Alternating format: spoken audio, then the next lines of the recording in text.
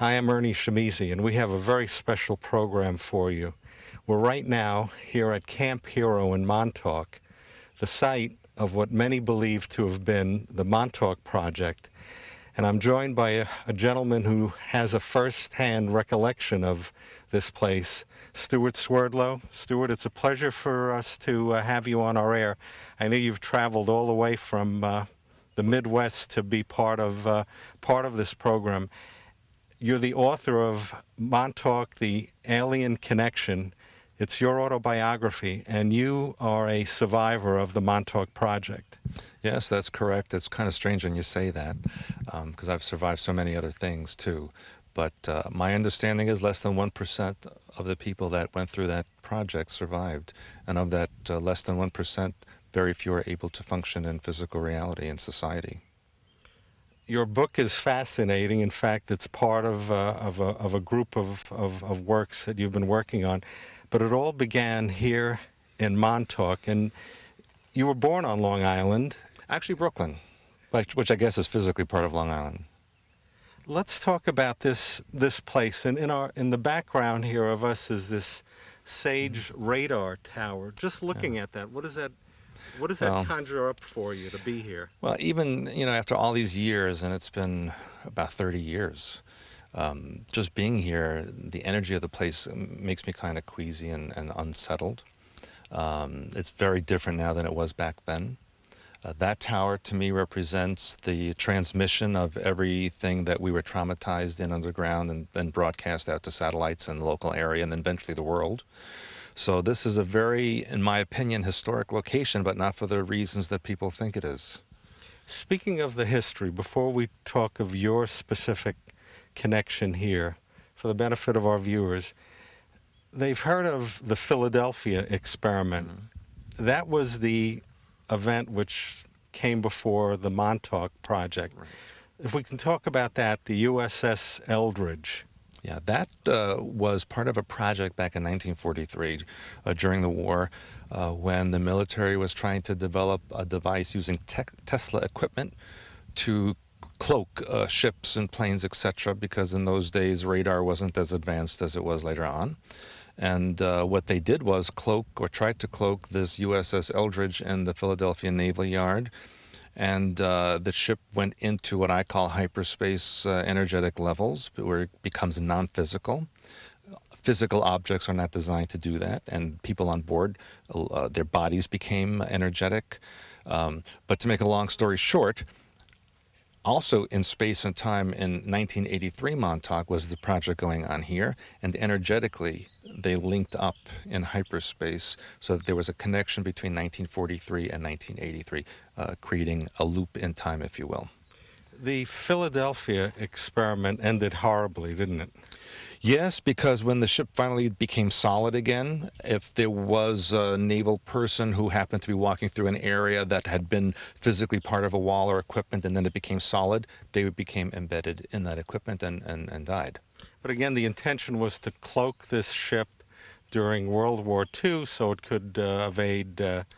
be undetected by German equipment, etc. But the odd thing is that there were German observers during the Philadelphia experiment itself. So on some level, both the U.S. and German governments were working really in tangent with each other. Enter a fellow named John von Neumann, who's, by background, he's the inventor of the modern computer. Mm-hmm. He takes this research, he was a lead research person, you write, as part of the Philadelphia experiment, and brings that research to Brookhaven National Labs. Yeah. He supposedly was working with the Tesla equipment and then expanding upon that using actually alien technology, and then developing a new technology based on the first two that went interdimensional, went beyond physical time and space, and then was able to map out specific points in time and space so that time travel was actually possible. You wrote that he attempted to couple computer technology with sophisticated radio equipment in an attempt to link people's minds with machines. Over time, his efforts were quite successful. After years of empirical experimentation, human thoughts could eventually be received by esoteric crystal receivers and relayed into a computer which could store the thoughts in terms of information bits. A virtual mind-reading machine was constructed. Yeah. Then Camp Hero comes into the picture. This was an Air Force base. Scheduled to be derelict Air Force base in 1970 because of the SAGE radar, which was becoming obsolete. And so they needed a place that was out of the way, and Montauk Point is very much out of the way, especially in those days, where there would not be a lot of eyes prying and people thinking that something strange was going on. And this was an already established underground area, so it was a perfect location to perform these kinds of experiments. So the actual Montauk project began in the 1970s. It wasn't... 1970, to be exact. And that was an outgrowth, really, it's going back even to the Roswell event that happened in 1947 when the alien presence was publicly then known, and then the Cold War was continuing, and there was a threat from the Soviet Union. The people were afraid of what just transpired with the Nazi threat, and so now here was an alien threat. And so what better way to control population other than fear, and then using mind control to enhance that and turn people into a planet of robots, which they've been successful in doing since then. We're looking at the SAGE radar tower, and Congress received a report about this project that was going on here, and they ordered that it be disbanded for fear of having their own minds controlled. This is what you write. But a secret group with deep financial resources sought out to seduce the military with the idea that this technology could be used in warfare to control enemy minds. You also go on to say that they would establish a new research facility here on Camp Hero, this derelict Air Force station at Montauk Point, and which would really, the interesting point of this is the locale was chosen because it housed a huge SAGE radar antenna, which coincidentally emanated a frequency of 400 to 425 megahertz, which is the band for mind control. Yes, and it also affects human DNA, so that if you transmit that frequency, you can actually alter genetic sequences or actually open or close genetic sequences, depending on what you want to accomplish. It's 1970. Where is Stewart Swerdlow in all of this? Well, that was a teenage boy living in central Long Island who was brought here occasionally, sometimes days at a time, sometimes just for a night or for a few hours, and used in those experiments and other things, including ritual ceremonies, indoctrinations, all kinds of training that went on here. Supposedly, they never expected myself or any of the others to really survive, and I became an anomaly because I did survive. And not only did I survive, but I retained memory, which I'm not supposed to have. They wiped the memories for the boys that they took in and then would release back into the public on a regular basis. And no one was supposed to remember, but I had conscious memory of it. And sometimes, and even to this day, as my wife will attest, I have terrible nightmares about these kinds of things, even all these years later. You wrote that there were 300,000, primarily young men. For some reason, boys were utilized as opposed to... Correct. And why was that? Female energy absorbs. Male energy projects out. They wanted someone who could project out energy, psychically, sexually, and in many other ways. And so they used males because male energy, especially when you combine it together, creates a tremendous burst that can be used as a transmission and a download. So when you would, as a young boy, 13 years old, you'd go to sleep, you would have recurring nightmares and images of this place. Yes, and then I would actually be taken at times. And they had the technology here at Montauk to actually create artificial wormholes, and there's a difference between a vortex and a wormhole. A wormhole creates a connection between 2 points in the same reality, and a vortex creates a connection between two different realities. So they would create an artificial wormhole in a specific point like my room and actually come into my room to take me and bring me here in a matter of a second. Recurring nightmare. Then I would be running naked in a warehouse-like environment without any windows in it, running through corridors and hallways trying to hide from these people that were coming after me. These were not alien beings. These were human beings dressed in navy blue and black uniforms with insignia on it. And at the end of each of the nightmare segments, they would always find me and capture me. And it was the same dream over and over and over again. I would also have experiences where I'd go to bed and wake up in a different environment. One where I was strapped to a table, where mechanical devices were attached to my body, where I would be forcefully, energetically pushed out of my body into a different time and space and location. And I would also remember being indoctrinated, where we would sit in a room, sometimes square, sometimes rounded ceiling, facing a wall, and behind us was either a person or mechanical device that would transmit information and indoctrinate us about who and what we are, what our goals and lessons were to be, what we were to experience. And at times in front of us on this blank white wall, as the voice would speak and indoctrinate, there would be the scene or the image of what we were hearing, as if it were a living movie. And then sometimes we'd be thrown right into that movie to participate in it. And this went on for quite a number of years. And during that time period, many physical anomalies occurred with me. I had internal bleeding. My eyesight completely diminished so that I could not see physical reality. All I could see were the energy fields that emanated from people, places, and things. I would see colors and symbols that emanated from the mind pattern. It was like reading a sentence. Every time I would see a person or go into public, everything about that person would be right there for me to perceive. And imagine, this is just a small group of people, relatively, picking up all of your information, where you were born, where you came from, what you're going to do, what's going to happen to you, and even what you were in other existences, what I refer to as simultaneous existences. And so it became very hard to deal with physical reality in life. And so towards the middle 1980s, I would become very interested in drinking and becoming an alcoholic. I tried to commit suicide several times. It was not a very pleasant life. I had very difficult marriage, difficulty with my children. And finally, when things were getting really, really bad, and Peter referred to experiences where I was really entrapped in a legal situation and threatened to be placed in a mental institution for the rest of my life, or even in prison for the rest of my life if I didn't say and do certain things. Your life from when you were 13 to when you discovered what this was all about must have been a living hell for you. Well, sometimes it still is.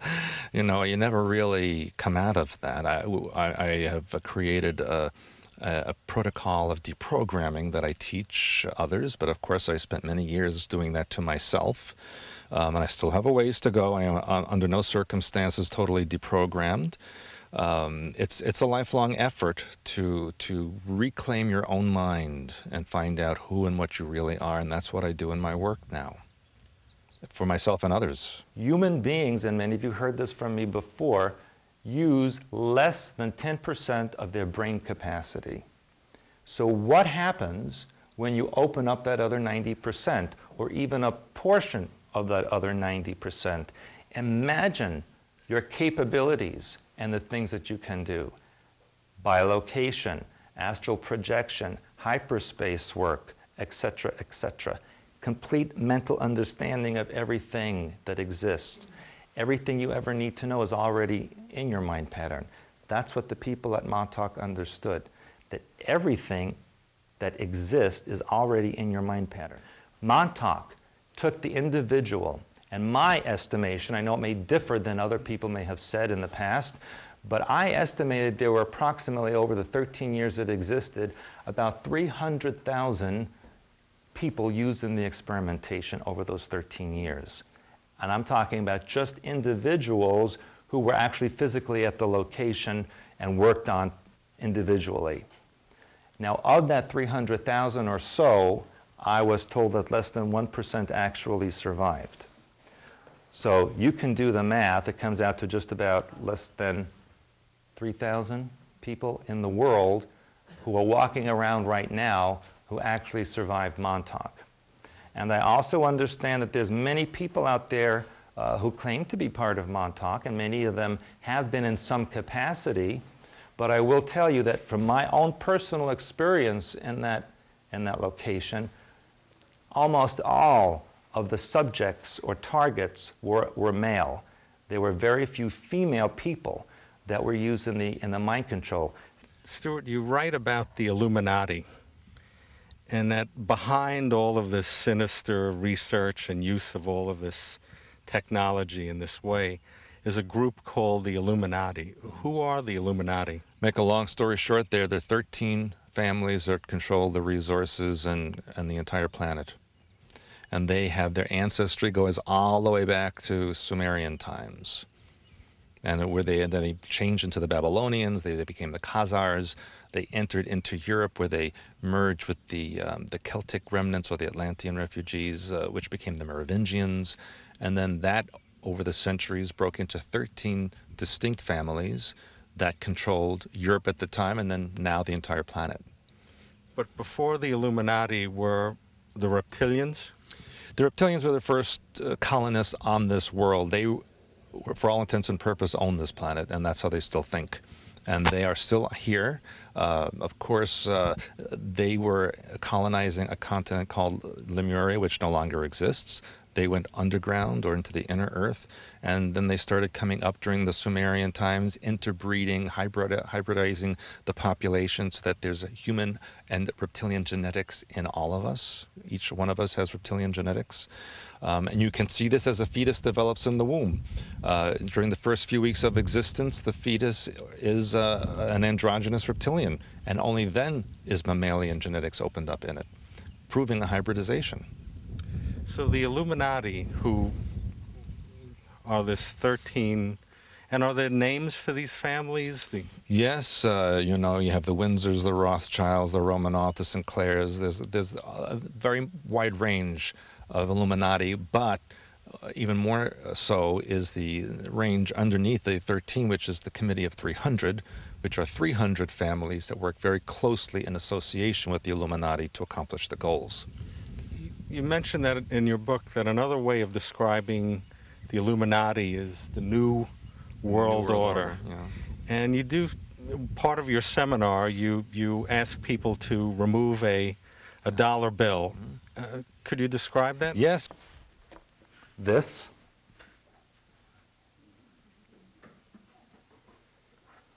and then there's a space, and then there's the rest of it. This is the all-seeing eye of Osiris. Why is that on American money? And there's wrinkled skin around it, like it was a reptilian eye. And here's the Committee of 300, who keep a space between the Illuminati and the rest of you peons. And here's all the rest of you, especially here. Serious, not even funny. Now, years ago, there used to be a banner under this that said, E pluribus unum, one for all. What does it say now? Novus Ordem Seclorum, New World Order. Did you notice? Did they put that in the newspaper? Look at your dollar bill, and you'll see it. As we walk up to this massive radar tower, what are you feeling? Well, you know, it does bring back a lot of the memories from 30 some odd years ago. It was very different back then than it is now. Now it looks old and decrepit, and in those days, I remember in front of the base they had this huge Air Force jet that was on display and surrounded by a fence, which I see is gone now.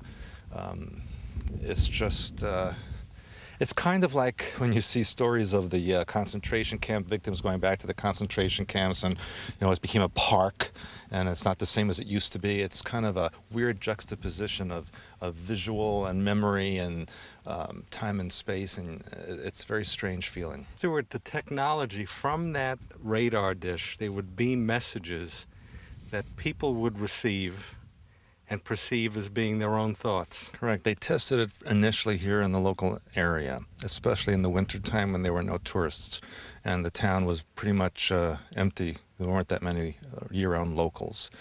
And then ultimately, as we got into the late 70s, they started transmitting up to satellites that would then beam that message or whatever they were transmitting back down to either specific areas on the planet or even to specific individuals. And they tested that out for a number of years. These grounds now are open. It's part of New York State. And we were talking about this, the theory of a place that was for many years off limits. As we see, there are certain areas of this park that are closed. But what's your theory of why they opened it up? Well, I always go to that story from the 1930s when the French and the British and the Americans were trying to find out about the secret German weapons and aircraft that they were going to use. And during the I believe it was 36 air show in Paris, the Germans brought out and displayed their secret weapon right in the middle of the exhibit. And of course, the French and the Americans and British never suspected that that would be the secret weapon that they were going to be using, because it was right in front of their nose. So to me, this is the secret weapon being displayed right in front of our nose, and people don't realize what was here, what's underground, and still here underground. In your book, you mentioned if it's underground, it could be evil. Anything that has to hide under the ground doesn't have good intentions. That's my opinion. And here in the United States, there are other sites underground which you've enumerated which fall into that category. There's approximately 131 underground bases, probably more by now, across the continent of the United States, but there are many more in other countries and even under the ocean. This is a decommissioned Air Force base. You also write that the government at this present time is utilizing Air Force bases for other purposes. They're creating it as detention centers and re-education centers to be used in the future when the New World Order becomes public knowledge. And what we see in Guantanamo now in Cuba, picture that across the United States. If you look at that new piece that's connected to the antenna there, it is very snake-like in design, and to me looks kind of like a winged dragon, and even parts of it could look like the head of the Sphinx. So a very curious connection to a reptilian energy. That part that you had mentioned that is on now, which wasn't part of this when this was utilized, is not apparent in this photo. No, well, it looks very different actually than what's actually there now. And you can actually see from that picture over there. Everything's a bit different than it used to be. One day, in fact, it was the 10th anniversary of your first marriage, you received a phone call from someone who you didn't know, who said, "I'd like for you to come to attend this meeting. It'll explain a lot about what you've been going through." That phone call just came in from the blue. Right. It was a woman who lived in Brooklyn. I'm not going to mention names, but I had never heard of her before, but she certainly knew who I was, and invited me to come to a lecture in her apartment in Brooklyn, which was going to be, where there was going to be a lecturer who was heavily involved in the Montauk project. And she knew that I would be very much interested in what he had to say. The moment you walked into that meeting, did they know you? The person actually picked me up at my home to bring me to this meeting. And this man who was going to lecture, and he said he knew who I was, and he looked extremely familiar to me. You have to remember, when I was participating in this project, I was basically a young person. And I was not at a very high level, and I didn't know people's names or ranks or what they were doing. All I knew was what I was told to do. What do you want people to know, your average citizen out there, the significance of all of this? What should we take from all of this? I use two analogies when people ask me that question. First of all, if you see someone running blindfolded towards the edge of a cliff, what's your responsibility? Do you say, well, that's their karma and they have to fall off, or do you yell at them, or what do you do? My answer for myself was, because my involvement here and it was so negative, I feel an obligation to actually stop the person, pull down their blindfolds, and show them the edge of the cliff. And then I let go and say, now it's up to you. That's one analogy. The other analogy is when people told the Jews in Germany in the 1930s that they better get out because there's something terrible coming, and they said, well, we've been here so many centuries, we are in control of so many things, what could possibly happen to us? And now they're mostly gone. Those are the same two analogies that I say to people right now, because we're on the very edge of becoming a completely manipulated, robotical society, and once that's totally in place, it's going to be very difficult to get rid of it. So I'm trying to get people to wake up and look to see what they're connected to and gain control of their own thoughts and realize what are your thoughts and what are not your thoughts. And you need to take control of your own mind. Take control of your own mind. How does one take control of their own mind? Well, it's very interesting because oftentimes people don't realize they are not in control of their own mind. It's kind of like putting on weight. People do that ounce by ounce, and pretty soon they have a pound, or they have 5 pounds, 10 pounds, 30 pounds. And one day they wake up and they say, how did I get this much weight on me? They don't even realize that they were heavy. But if I took a 30-pound sack of flour and I put it on your back and said, walk around with this for a day, you would know about it. It's the same way with what's gone on in society and the powers that be need to control. They've controlled you ounce by ounce and piled it on another ounce by ounce, and pretty soon you're carrying around 30 pounds of mind control within you. You need to stop, figure out what's in you doesn't even belong to you, and release that and get back to who you are so that you can accomplish what you came here to accomplish. And how do you do that?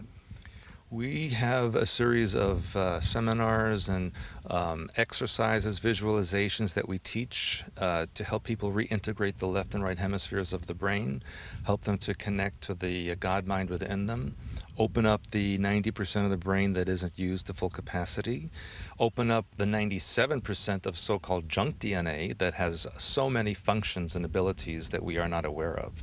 So this is the work that we do, and it's a long process. No one should think that you're going to try this and in a couple of days you're going to be completely in control. It's going to take a bit of time.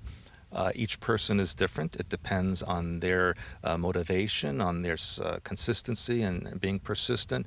But ultimately, if you do this kind of work that we teach, you will gain control of who you what you are, and you'll be able to teach that to others. When you think of Montauk Project now at this point in your life and career, is it a bad memory, or do you see it as something that you had to go through in order to? Obviously, in my life pattern, I chose this experience on some level. If I hadn't gone through all of that, I wouldn't know what I know today. And, of course, I wish it would have been easier. I wish I had a really wonderful life and never heard of such a thing. Most people out there, when they hear about this, they think, oh, that guy's crazy, he's a nut, that kind of reaction. And then I have a lot of people who react violently. And I think that's the fear in them, because they know it's true, they don't want to accept it, because if they do accept it, they have to make radical changes in their lives. So in a way, I'm very grateful, despite it all, for what I went through. If I hadn't gone through it, I would not have met Janet. I probably wouldn't even be alive right now, if that were the case. Yeah, I think I am who I am because of what I went through, and maybe I can prevent others from going through the same kind of thing and just go straight to their real self. Thank you, Janet. Thank you, Stewart, for coming all the way to join us here at Camp Hero in Montauk. I know there's a lot of controversy surrounding what we are presenting today, but one thing for sure, it is thought-provoking. So we appreciate your sharing your writings, your point of view, and continued success to both of you. Thank you so much for having us.